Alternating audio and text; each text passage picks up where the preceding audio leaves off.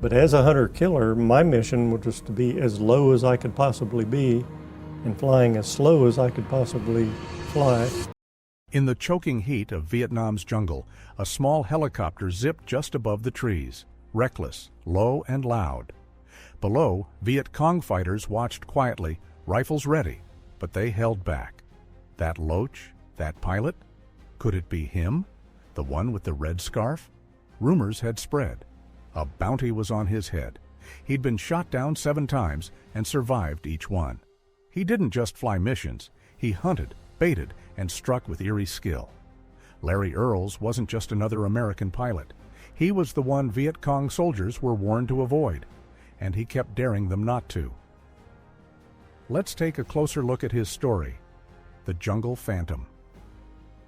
In the thick jungle and rough terrain of the Vietnam War, the Viet Cong and North Vietnamese Army weren't just fighting a regular military. They were being hunted. And one name started to spread in whispers: Larry Earls. To U.S. troops, he was a gutsy Loach pilot who thrived on danger. But to the enemy, he was something scarier, a ghost in the trees, a deadly shadow who always seemed one step ahead. Earls flew the 06 Cayuse, nicknamed the Loach, a light scout helicopter used in a high-risk strategy called the Hunter-Killer Team. The Loach would fly low, trying to draw enemy fire. Once they fired, Cobra gunships would wipe them out. It was blood-baiting, and Earls kept volunteering for it. But he didn't just survive, he struck back. Over 2 combat tours, Earls flew more than 1,600 hours in a role where the average pilot lasted less than 8. He was shot down 7 times and walked away every time. One day, he'd be dragging injured soldiers to safety. The next, running through rice paddies while explosions lit up behind him and enemy troops closed in. What he did wasn't just brave, it was sharp, and it made a difference. In one mission, he spotted a hidden trail that led to a major weapons stash and a North Vietnamese flag. That find hurt enemy operations in the area in a big way. Soon after, U.S. intelligence confirmed it. The North Vietnamese had put a bounty on him, dead or alive. Most people would have backed off, not Earls. He asked his girlfriend in Texas to send him a 6-foot red scarf. He wore it on every mission, bold as a signal. While others tried to blend in, he made sure the enemy saw him coming. That red scarf was a dare, and they took it. They needed him gone. His daring and results made him notorious. To the Viet Cong, he wasn't just a pilot. He was the most feared hunter in the sky. Their warning was simple: avoid him or die trying. Origins of a reluctant warrior. Larry Earls wasn't born a legend. Long before enemy soldiers whispered his name, he was just another restless teenager looking for something that made sense. As a kid, he often got into trouble. School didn't give him much direction, and rules never really stuck. Like a lot of young men at the time, Larry was restless, angry, full of energy, and unsure what to do with it all. But underneath, he wanted something more. He wanted to be part of something that mattered.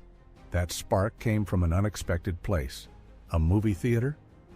In 1968, John Wayne's The Green Berets hit the big screen, painting a bold, heroic picture of the Vietnam War.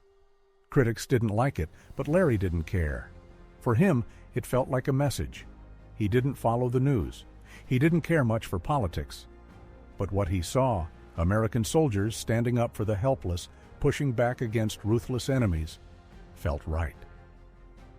Soon after, he walked into a recruitment office.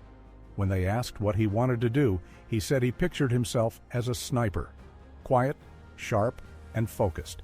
That's how he imagined it. But the recruiter had other ideas. "We need helicopter pilots," the man told him.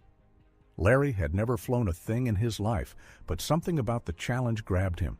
It felt like a test. He signed up. From there, everything changed. He went through basic training and was picked for flight school. That's where things got tough. The training was brutal. The first time an instructor climbed out of the cockpit and told Larry to fly solo, panic hit him like a wave. Later, he'd describe it like this: "I can't even explain the kind of panic that puts into your system." But Larry didn't give up. He pushed through it. That moment showed something about him that would stick. He didn't quit. By November 1968, he earned his wings. Just 19 years old, and he was heading straight into a war that would test every part of who he was. He wasn't chasing glory. He didn't hate the enemy. What drove him was simple: protect the ones who couldn't protect themselves. It wasn't about politics. It was about purpose. Larry didn't arrive in Vietnam as a legend, but the foundation for what he'd become was already set. The war didn't change him. It revealed what was already inside. What happened next would shape the rest of his life. And it all started with a teenager searching for a reason and finding it in the skies of Southeast Asia. Learning to fly, panic, perseverance, and purpose. Flight school was where Larry's raw determination met cold, hard reality. He'd been picked for pilot training with zero experience, and now he was in one of the Army's toughest programs. Right from the start, it hit hard. Learning to handle a helicopter under pressure, understanding every control, reacting to emergencies, it tested him every single day. But nothing was as intense as the moment his instructor stepped out and said, "Take it up solo." That day, fear rushed in. Larry felt it. You could see it. But instead of freezing, he flew. He took off, stayed steady, landed safely. Panic didn't stop him. It sharpened him. That flight showed him something important. He could stay calm and do the job, even when it felt impossible.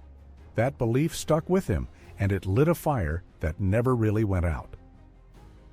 After graduating in November 1968, Larry was deployed to Vietnam almost immediately. Within weeks, he was flying the UH-1 Huey, the loud, slow, exposed workhorse of the war. It carried troops, dropped supplies, pulled out the wounded. It wasn't glamorous. But for the soldiers on the ground, it was everything. At first, Larry's job was crew support. He learned how to work tightly with gunners and infantry, flying low and close. It didn't take long before the war felt real, he said. It was the first time I'd ever been shot at, and that changes everything. Those early missions mattered. They were his first true test. Earls learned to manage fear fast. He had to. There wasn't time to freeze. Every decision in the air could mean life or death. Flying the Huey was already dangerous, but it wasn't enough for him. He wanted something faster, something closer to the action. He wanted more control, more risk. So he volunteered for loach duty, the kind of job only the boldest pilots even considered. It meant flying low, drawing enemy fire, and being the first to spot danger. Most avoided it. But Larry wasn't like most. He was already on his way to becoming the man Viet Cong soldiers were warned about, and it all went back to that first solo flight, when he took off not knowing if he'd ever land again. Now he was about to get a real taste of war. First blood, baptism in the Huey. When Larry Earls landed in Vietnam, the harsh truth hit quickly. His first few months were spent flying on the UH-1 Huey, the workhorse of the war. It carried troops, usually 6 to 10 at a time, was armed and always in danger. The Huey was loud, exposed, and constantly targeted. For new pilots, it was a crash course in survival. From the moment it lifted off, incoming fire wasn't rare. It was expected. It wasn't theory anymore. It was real. The sharp clang of bullets hitting metal, the shaking fuselage, the sinking feeling that someone out there was trying to end your life. It changed everything. Combat wasn't like training. No resets, no second chances. You either got it right or you didn't come back. But instead of breaking down, Earls adjusted. He started noticing enemy patterns. He studied the terrain. He learned how to read the jungle, not just through the radio chatter, but through silence, through gut instinct. What began as a way to survive became a way to stay ahead. As a Huey crewman, he flew troops in, dropped supplies, and evacuated the wounded. Missions where every second counted. Stay too long, and enemy fire would tear the aircraft apart. Still, Earls and his team went out again and again, flying straight into danger. These early flights weren't glamorous. There were no awards, no praise, just constant repetition under fire. But they shaped him. He saw what war really was. He saw men injured, lives lost, and with each mission, the fear faded. People noticed. Earls didn't panic, he didn't hesitate. Before long, he stepped into a new role, one only a few dared to take on, flying the 06A Loach, a small, fast scout helicopter used for risky recon missions. It was quicker than the Huey, more responsive, but it also flew much lower and closer to danger. And that's exactly what Earls wanted. He wasn't afraid anymore. The same kid who had never even touched a helicopter before the Army was now diving into the most dangerous job they had. The transformation was complete. That wild teenager was now a steady, sharp, and deadly pilot. He didn't follow others into the fight. He led the way. And for the enemy forces below, that meant one thing. The man they were told to avoid had arrived. Loach and the hunter-killer team flying into death. After proving himself in the Huey, Larry Earls moved into the most dangerous flying role in Army aviation. The Loach wasn't just any helicopter, it was the hunter in the hunter-killer team. Earls flew just above the treetops, tracking enemy paths, spotting hidden bunkers, and trying to draw out fire. And once that fire came, the killer, an AH-1 Cobra gunship, swooped in, blasting the target with rockets and miniguns. Together, they cleared landing zones, stopped ambushes before they started, and tore through enemy defenses. The strategy was fast, brutal, and terrifyingly effective. It was also a death sentence for many. In Vietnam, the average life expectancy for a Loach pilot was just 8 flight hours. But Larry Earls didn't just beat those odds, he shattered them. He flew over 1,600 hours, and he was shot down 7 times. Every time he survived, and every time he went right back up. To the Viet Cong, he started to look unstoppable. Each crash was different. Once his Loach took a direct hit mid-air. He managed to keep it flying for 15 minutes, trailing white smoke. Then the smoke turned black, a clear sign the engine was on fire. He crash-landed in a rice paddy and scrambled out with his crew chief just moments before the helicopter exploded behind them. It was one of several close calls, and with every escape, Earls grew more confident, more driven. He didn't fly to survive. He flew to fight again. Another time, while flying low, he noticed a narrow trail vanishing into a cave. Most pilots would have ignored it. Not Earls. He marked it for ground troops. When they went in, they found AK-47s, RPGs, and a North Vietnamese flag, an enemy weapons cache. That one sharp call disrupted operations in the area for weeks. But success came with risk. Word spread. Soldiers were told to watch out for a specific Loach pilot, the one with the long red scarf who kept coming back no matter how many times they shot him down. Eventually, North Vietnamese intelligence made it official. This wasn't just any pilot. They put a bounty on his head, dead or alive. Earls had become a serious problem. The Viet Cong were told to stay away from him, but they also knew he needed to be taken out. To Earls, the threat didn't change anything. If anything, it made him more focused. Every mission got sharper, bolder. He relied on surprise, speed, and pure nerve. He flew so low that enemy troops could sometimes see his face, and that was exactly what he wanted. "I was telling the NVA to take their best shot," he said. "I wasn't a ghost. I was a message. A message that death was circling above, and it was flying a Loach. He was the most feared man in the air. And his red scarf? That was his challenge." The April 28th rescue that earned him legend status. On April 28, 1969, one mission in the A Shau Valley would seal Larry Earls's reputation on both sides of the war. It started out routine, a simple recon flight, but it turned into something far more. While flying his Loach over the thick jungle canopy, Earls heard a distress call crackle over the radio. An F-4 Phantom had been hit. Looking to his right, he saw it. Flames trailing, the aircraft flipping, then exploding midair. His stomach dropped. 2 crewmen, no parachutes. That's what it looked like. But then, through the smoke, he spotted movement. One man had ejected. A parachute was drifting down into thick, hostile jungle. Without thinking twice, Earls turned his Loach toward the drop zone, eyes scanning the trees. It was Marine Captain Floyd Massey, tangled in his chute. Earls flew low, risking enemy fire. Massey climbed through the branches and grabbed onto the Loach's skids. There was no time to strap in, he just held on.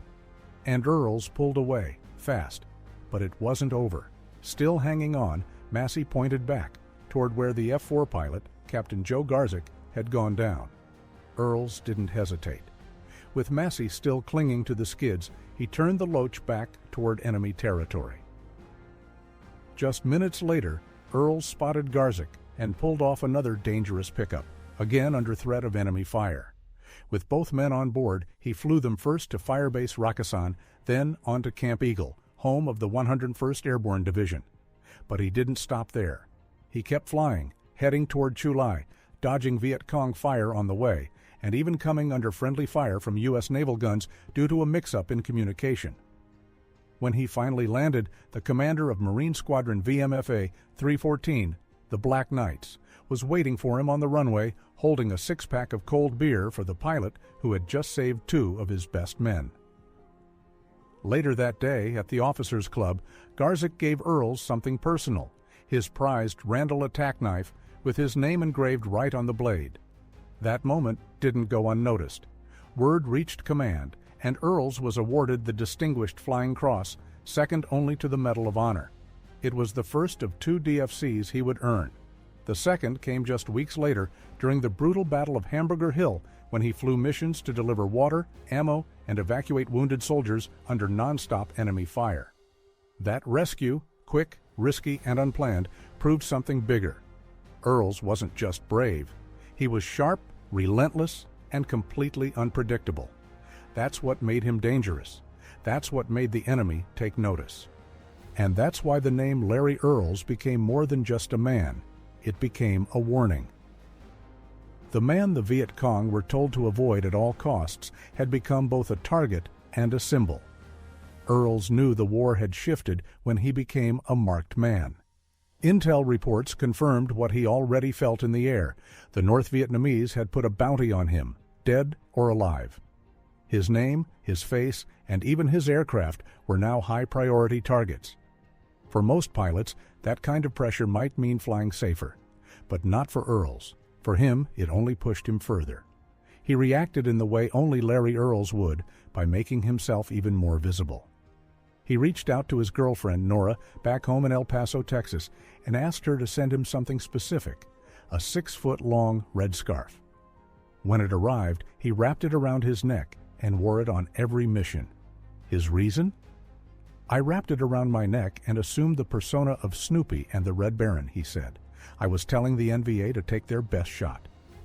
It wasn't just for show, it was psychological warfare. In Vietnam, symbols mattered. Stories traveled fast, about invisible snipers, about helicopters that kept returning no matter what. The red scarf made Earls unmistakable. The enemy didn't have to wonder who was flying the Loach that day. They knew. It was him, the one they couldn't kill, the one they feared. And Earls wanted that fear. He fed it. He leaned into the legend, flew lower, stayed longer, took bigger risks. Every mission was like a dare to those trying to bring him down. And even though he was shot down 7 times, he survived them all. But Larry Earls also understood exactly what was on the line. It was never about being fearless. It was about staying in control. Larry Earls chose to fly with the enemy watching. He chose to wear that red scarf. He controlled the story. In a war filled with confusion, his focus stood out. He didn't need to hide. He wanted the enemy to see him coming. He wanted them to know they'd failed again and that there was always a chance he'd be back. And every time his Loach skimmed the treetops, scarf trailing behind him in the wind, the Viet Cong below realized the truth. The most ruthless man wasn't a ghost. He was real, and he wasn't done yet. Legacy of Thunder, 007, Medals, Marriage, and a Message. By the time his second combat tour ended, Larry Earls had become a living exception. In a job where most pilots didn't last beyond 8 hours, he'd flown more than 1,600. He'd been shot down 7 times, rescued fellow soldiers, and earned over 37 air medals, a battlefield promotion, and 2 Distinguished Flying Crosses. A rare honor, one most never receive even once. But when Earls came home, it wasn't with parades or headlines. He returned quietly, married Nora, the same woman who had sent him the red scarf, and started a new life, far from war. Together, they raised 2 children and later celebrated their 50th anniversary, surrounded by 4 grandchildren. The war was part of him, but it didn't define him. One of the things he valued most wasn't a medal or a knife. It was an email sent years later from the widow of Captain Joe Garzik, the F-4 pilot he rescued in April 1969. She wrote, "Thank you for your service, but thank you will never be enough.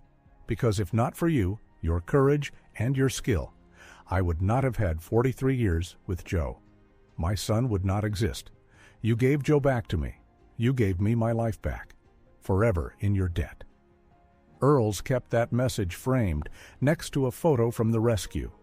It reminded him that every flight mattered, that every risk had purpose.